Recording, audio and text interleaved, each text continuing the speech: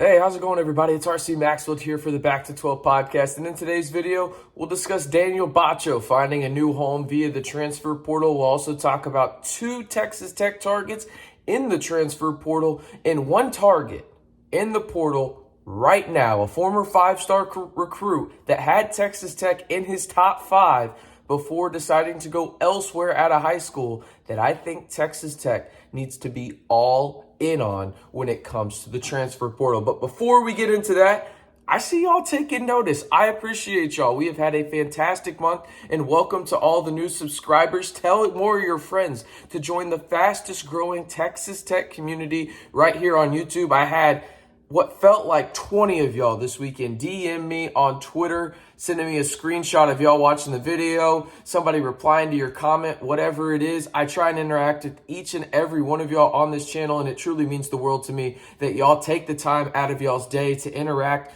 and watch the content that I put out there. So I really, really appreciate it. And really, think about it. No one else is breaking down Texas Tech men's basketball news faster than we are right here on the Back to 12 podcast channel. So, all right, let's jump into the Texas Tech men's basketball news. And we got to start out with Daniel Batcho, who lands at Louisiana Tech. And again, a guy that had been in the portal for a couple weeks. There had been some rumors that there was a potential reunion between the Red Raiders and Batcho. I never really got that feeling with the interest that he had from multiple Power 6 programs out there. Now, I get it. He didn't land at a Power 6 school in La Tech, but remember, this is a relationships business. You hear from the football team all the time on Twitter, whether that's Brian Nance, James Blanchard, Joey McGuire, whoever it is, this is a relationship business. And in the end, that is what got it done for Daniel Batcho going to Louisiana Tech, because former Texas Tech assistant coach, now Bulldogs head coach over there at La Tech, Talvin Hester, is the head coach for the La Tech Bulldogs. And I like the landing spot for Daniel Batcho.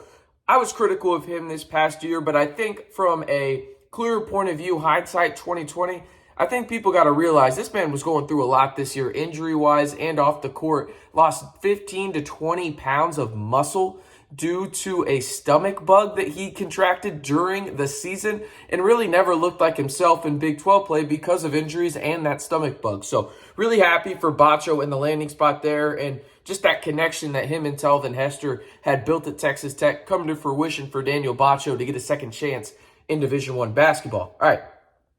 Next guy I want to talk about, well, next two guys I actually talked about in a prior video, and I'll link that video up here in just a second. But the guy that Texas Tech has reached out to, two of them actually, has been in contact with USC transfer guard and Dallas, Texas native Tre White, a former four-star recruit in the class of 2022, averaged 9, 5, and 1 last season as a true freshman for the Trojans out in Southern California, and also made the all Pac-12 freshman team while he was at it as well. There's a laundry list of schools going after this guy, and rightfully so. You've got Kentucky, Auburn, OU, Texas, Texas A&M, obviously Texas Tech, and then about, no joke, 15 plus other schools. So this will be a very, very jam-packed, log-jam-filled name list for Tre White, but I think Texas Tech has a decent chance, as much as you can, with that many schools involved. Now, a guy that Texas Tech is in on that they have a pretty substantial chance to get is Ze'Rik Onyema. I talked about him in the Tre White video as well. That video will be linked, I think, right there. Yeah, we'll put it right there. So y'all can go check that out if you want to hear my scouting report on those two guys. But Onyema will take an official visit to Texas Tech as of right now, but no official scheduled date has been set. He plans to visit 4 schools, as I mentioned right now. Only one of them has a scheduled date, and that is Vanderbilt on April 24th through the 27th. The other 3 schools that he says he plans to visit are Texas Tech, Ole Miss, and Texas. As I mentioned, I talked about Tre White and Onyema in the previous video. Told y'all it would be back there. But I do want to ask y'all real quick. Again, 6'8" forward in Onyema, 6'7" guard that can probably guard 1 through 4 in Tre White. Who do you want Texas Tech to land more in the portal? Type W for White or O for Onyema down in the comments below. All right. This is probably the reason y'all came to this video. Let's talk about a player that I think Texas Tech should absolutely be all in on in the portal. I think every high major in the state of Texas Oklahoma, Arkansas, and Louisiana should do the same. And I am talking about Damion Collins, a forward transfer from Kentucky, an Atlanta, Texas native. And for those that don't know where Atlanta, Texas is, it's up by Texarkana. It's like kind of right on the line if you go perpendicular right there to the Arkansas and Louisiana border. But it's right there, about a town of about 5,000, 6,000 people, not too big. Former five-star recruit, a top 20 player in the class of 2021. Had Texas Tech, Oklahoma, Kentucky, Texas, and, well, those are Kansas in his top five, right? Obviously went to Kentucky out of those five. But he's transferring to be closer to home because this man has had a let's just say awful year off the court, and not by any of his own doing, just family circumstances. This guy has lost his dad and his grandfather in the last calendar year.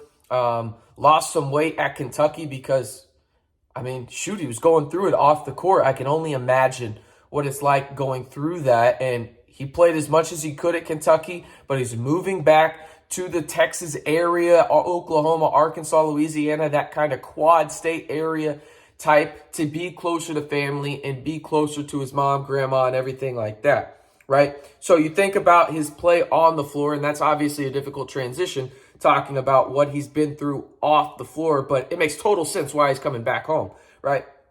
He's a 6'9", 210, athletic as hell player. Seriously, this guy, when I watch him, and I hate to compare players to him because I know it's Texas Tech's fan base's way of going to automatically, but this guy is the closest thing that I've seen that Texas Tech could potentially have a shot at in the transfer portal to Ze'Rik Onyema. A little shorter than him, but truly plays the same way. Collins can guard 1 through 5.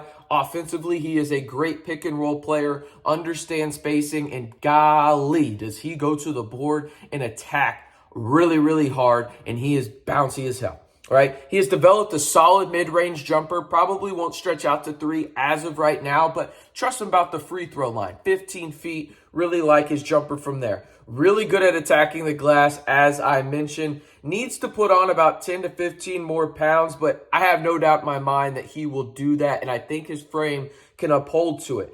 This is a guy that can help Texas Tech out tremendously. If you get a guy like Damion Collins, he is your instant starter at the 5 position, and I can't help but dream about a scenario where him and Pop Isaacs are going through the pick and roll together, and you've got a shooter like Chance McMillan on the outside ready for the catch and shoot, Darion Williams in the corner ready for a catch and shoot, as well as other guys on the roster, right? Like Kyron Lindsey going backdoor slashing where Pop Isaacs can dump it off right there on the baseline. He is a guy, in my opinion, that would change the trajectory a little bit. Not even a little bit, substantially, in terms of the starting 5 for Texas Tech and what they can do. This guy would be absolutely perfect in a Grant McCasland defensive system because he would come in and block shots for days. My goodness, is he athletic. I mean, looking at his high school stat line, it almost made me sick. The guy averaged nearly 6 blocks per game in high school. Didn't get much run at Kentucky as a true freshman. Last year would have been a bigger piece to the puzzle. Obviously, the off-the-court stuff that he was going to, Coach Cal said, hey, just give us what you can, man, right? And he is a guy now potentially moving closer to home, and all signs point that way. I'd be truly shocked if he doesn't end up at a school in those 4 states right there, right? Maybe Auburn, maybe in Alabama. It's still relatively close. But I think when you look at it, this should be the number 1 target in the transfer portal for Texas Tech right now, right? And I'm sure every high major team in the state of Texas, in the state of Louisiana, Arkansas, Oklahoma, shoot, even Alabama and Mississippi will be reaching out to this guy because he is a true difference maker at the 5 or the 4 spot, wherever you want to put him. But he is going to be one of the most highly coveted players for every high major in the state of Texas imaginable right now. So I ask you this question. I know the damn answer. I just want to make sure that I'm right. Yes or no? Just a Y for a yes and N for a no. Do you want Texas Tech to prioritize Damion Collins in the transfer portal? One more time, I am RC Maxfield. Truly appreciate each and every one of you guys that have been around from the jump, and even you newer subscribers as well, trying to get that daily Texas Tech men's basketball and football information on the fastest growing and most interactive Texas Tech YouTube channel. Of course, I'm talking about the Back to 12 podcast channel.